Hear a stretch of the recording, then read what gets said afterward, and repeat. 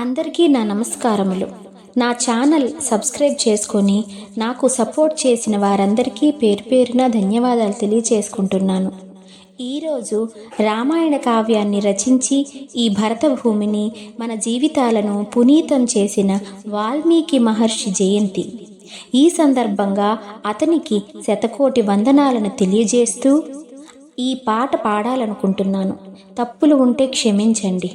రాయినైనా కాకపోతిని రామపాదము సోకగా, బోయనైనా కాకపోతిని పుణ్యచరితము పాడగా, పడవనైనా కాకపోతిని స్వామి కార్యము తీర్చగా, పాదుకైనా కాకపోతిని భక్తి రాజ్యము నేలగా,